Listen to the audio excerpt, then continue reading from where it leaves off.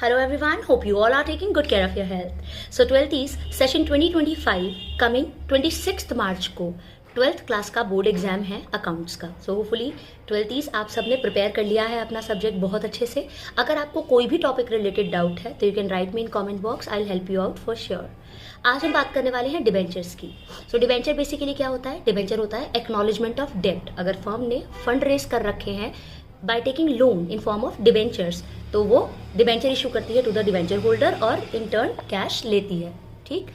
So basically debentures acknowledgement of डेब्ट है. अगर सबसे पहले जो क्वेश्चंस होते हैं उसमें क्या होता है कि लाइक 100 रुपये का डिबेंचर है, 20 एप्लीकेशन पर, 30 अलॉटमेंट पर और 50 फर्स्ट एंड फाइनल कॉल पर मांगा तो नॉर्मल एंट्री बनेगी bank account debit to debenture application account, debenture application account debit to X% debenture. Debenture के आगे जो रेट % स्पेसिफाइड होता है वो उसके इंटरेस्ट के लिए होता है जो ईयरली इंटरेस्ट आपको देना है. बट जो नॉर्मल शेयर्स की एंट्री थी उसी तरीके से होता है, बट जहाँ शेयर कैपिटल लिखते थे वहाँ आप X% डिबेंचर लिख देते हो. ठीक. एप्लीकेशन मनी पहले रिसीव हो गई, देन क्या होता है आपका, फिर आपका जितना भी डिबेंचर की एप्लीकेशन थी उसे आप रिस्पेक्टिव X% डिबेंचर में ट्रांसफर कर देते हो.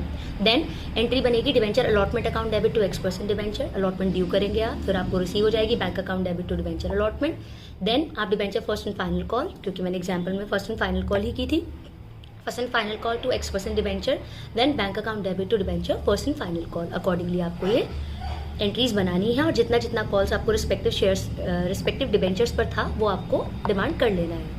On the other hand debenture में एक तरीके का क्वेश्चन आता है जब आप पूरे के पूरे 100 रुपये इकट्ठा मांगते हो तो उसके लिए क्या होगा. सपोजिबली आपने 5000 डिबेंचर्स 100 के ईच और सारी अमाउंट कंबाइन आपने डिमांड की तो entry will be bank account debit to debenture application and allotment 5000 into 100 तो पूरे 5 लाख आपको एप्लीकेशन एंड अलॉटमेंट के नाम के मिलेंगे इंस्टीड ऑफ एप्लीकेशन अलग, अलॉटमेंट अलग, फर्स्ट एंड फाइनल कॉल अलग. आप कलेक्टिवली एक अमाउंट मांगोगे, कलेक्टिवली एक अकाउंट आप क्रेडिट करोगे, that is debenture application and allotment.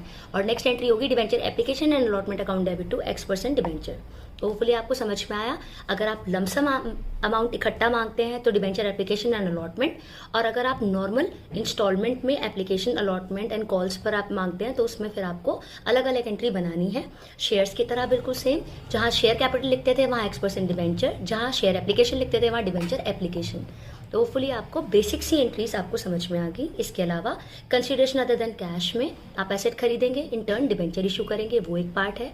Debenture issue करते टाइम आपको ये पता होगा कि रिडेम्पशन पर प्रीमियम पे करना पड़ेगा. तो इस तरीके के क्वेश्चंस भी आपको कवर करने हैं. तो जब भी रिडेम्पशन पर प्रीमियम होगा आप इशू की एंट्री में, इशू की सेकंड एंट्री में एक एंट्री क्लब करेंगे, loss and issue of debenture to premium on redemption of debenture.